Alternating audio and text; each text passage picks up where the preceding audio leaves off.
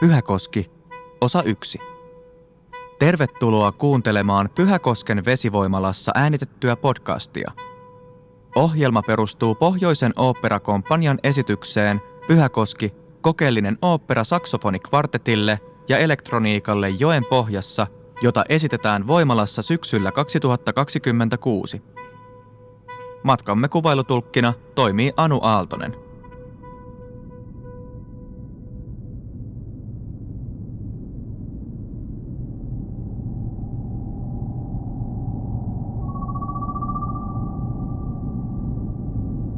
Olen kaivertanut Oulujoen uomia tuhansien vuosien ajan. Matkani Oulujärvestä Perämerelle oli aikanaan täynnä koskia, joissa lohiparvet hyppivät matkatessaan kutemaan.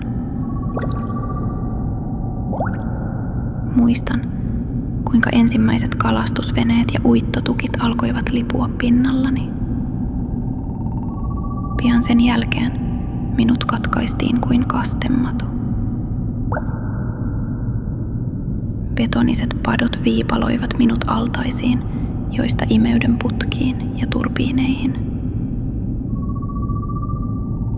Toinen virta jatkaa matkaansa kohti alajuoksua ja Oulua. Toinen virta jatkaa matkaansa korkeajännitelinjoja pitkin kohti etelää.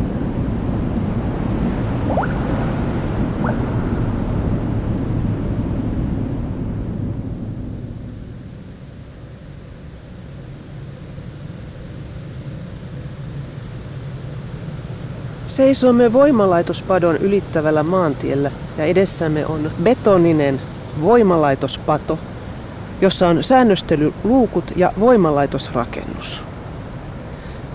Voimalaitosrakennus on padon vasemmalla puolella ja ylijuoksutuskanavat oikealla puolella. Pato on 330 metriä pitkä. Se ylittää joen uoman ja katkaisee meidän kulkumme pohjois-eteläsuunnassa. Sen yli kulkee kaksikaistainen maantie. Betoninen, vaaleanruskea voimalaitosrakennus on pelkistetty ja monumentaalinen. Se koostuu 4 eri korkuisesta ja eri tasoissa olevista suorakaiteen muotoisista lohkoista, jotka ovat kiinni toisissaan. Suorakaiteiden pitkissä seinissä on rivistö korkeita ja kapeita ikkunoita. Korkeimmassa lohkossa on 12 kerrosta, ja se muistuttaa joen varteen rakennettua selkeälinjaista kerrostaloa. Voimalaitoksen turbiinit on sijoitettu sen pohjalle.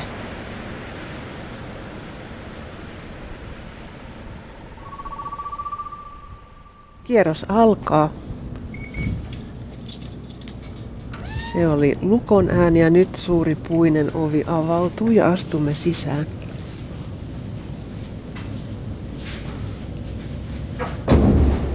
Ovi pamahti perässä kiinni. Astumme sisään aulaan. No niin, täällä pitääkin varoa kynnyksiä näköjään. Tulemme pieneen huoneeseen, jossa on kypäröitä ja Alvar Aallon suunnittelemalta vaikuttava tuoli. Ja tässä otamme takit pois. Ja laitamme sen naulakkoon sinne. Ja tosiaan jokaisella on yllään keltainen huomioliivi. Ja päässä kypärä, vihreä kypärä, jossa on myös suojalasi, vitriini. Ja tänne piti jättää myöskin laukut. Eli laukku jää tänne. Kännykän voi ottaa mukaan. Mutta sen piti siis olla poissa päältä. Laitetaan se taskuun. Näin. Ja jatkamme matkaa. Tässä nyt meillä on päässämme kypärät ja yllämme keltainen huomioliivi, jossa lukee vierailija. Ja seisomme tässä aulassa.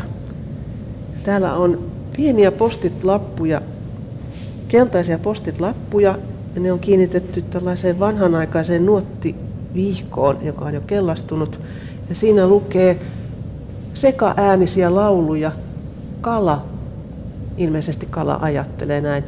Ajattelin, että uin tästä vain ohitse.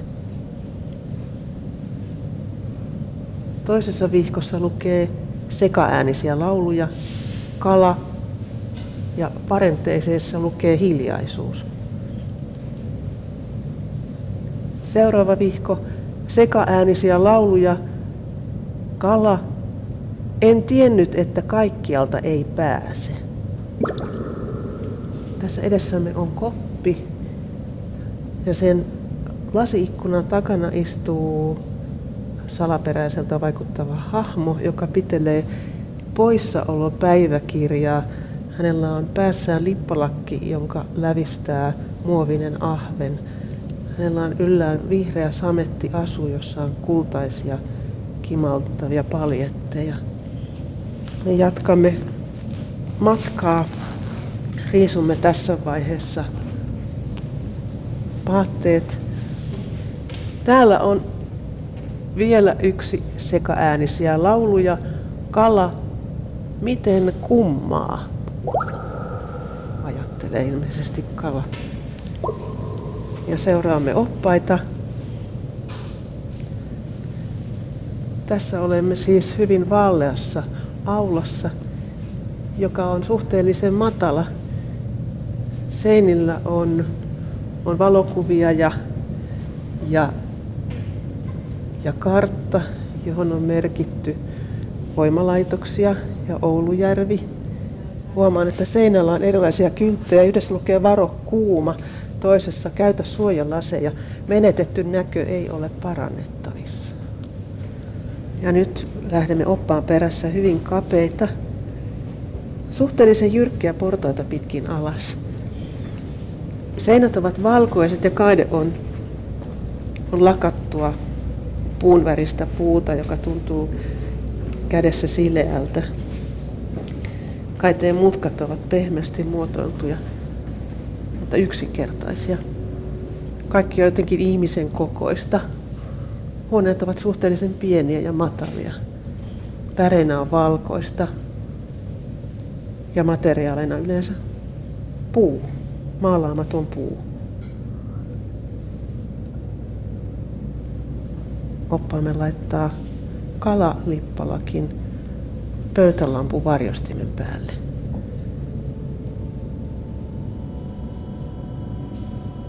Tässä tilassa on valokuvia, vanhoja mustavalkoisia valokuvia vuosikymmenten takaa.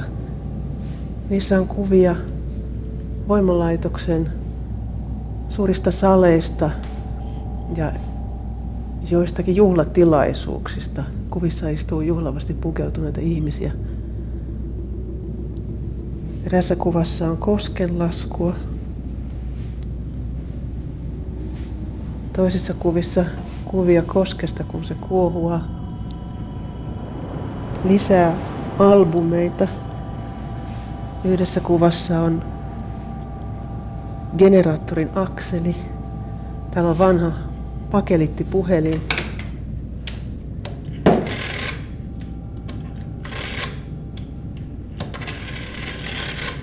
Halo?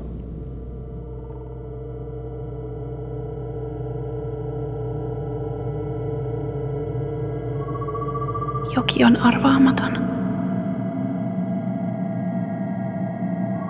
Jouluruoka, uuden vuoden tanssit ja kesälomabonus. Ihaninta oli se yhteenkuulumisen tunne. Kukkaistutukset oli upeita. Me oltiin niin onnellisia.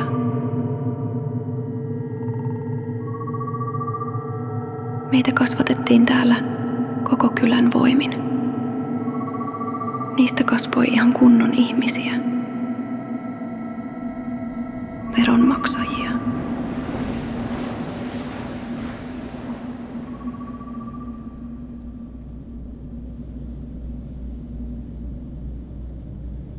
Kuuleeko kala, mikä siellä on tilanne?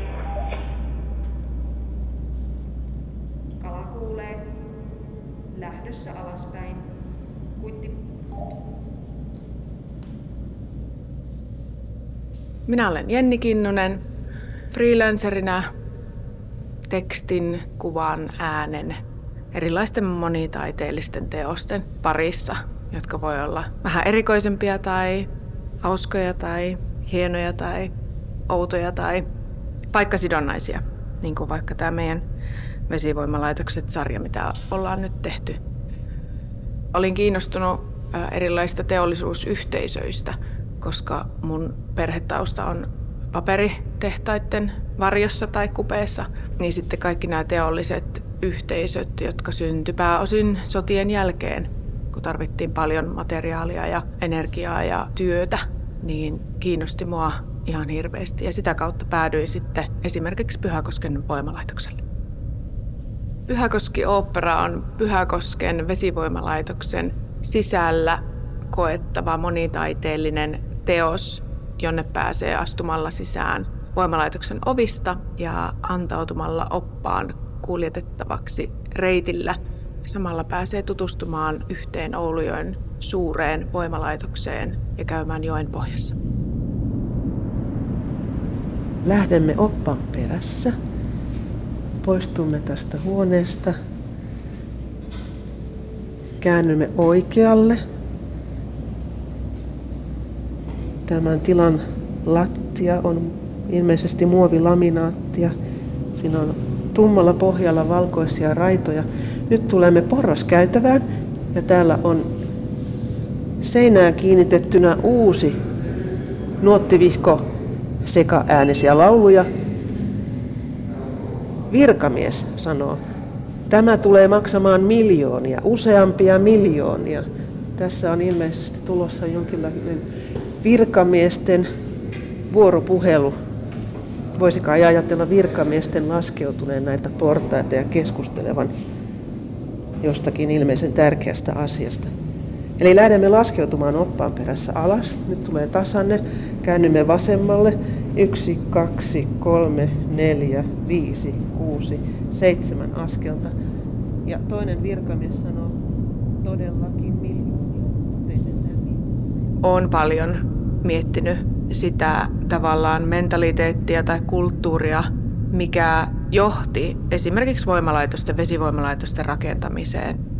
Et se on ollut semmoinen todella iso valtiojohtoinen organisoituminen, joka on muuttanut yhteiskunnan rakennetta aika paljonkin.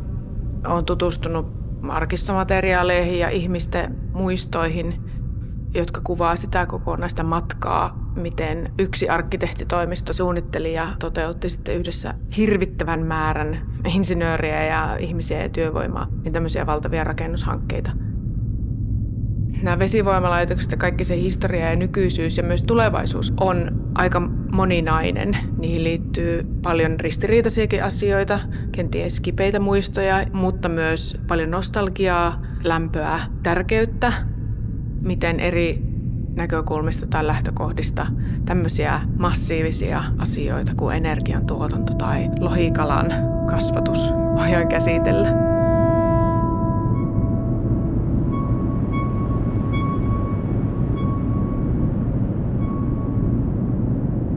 Tämä tulee maksamaan miljoonia.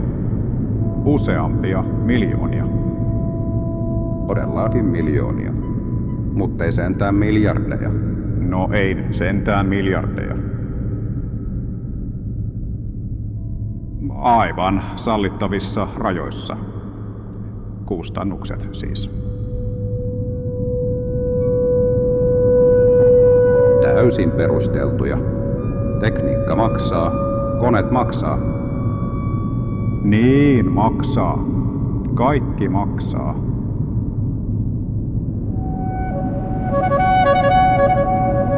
Montakohan kalaa tästä laitettaisiin menemään? Vuosittain vai kuukausittain? Mikä meillä on raportointikausi? Kyllä kai se on vuosi. No sitten laitetaan vuosittain. Niin montako? Paljon tietenkin. Niin montako?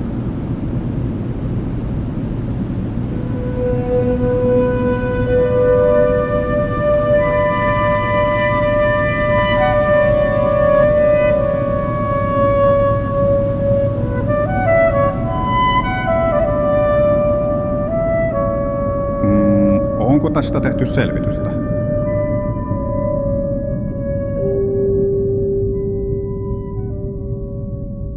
Pitäisikö tehdä selvitys? Tietenkin pitää tehdä selvitys.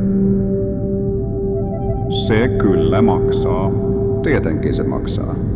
Kaikki maksaa. Selvitetään. Ministeriön kalahissiselvitys. Sitten raportoidaan. Selvityksen jälkeen. Selvityksen jälkeen.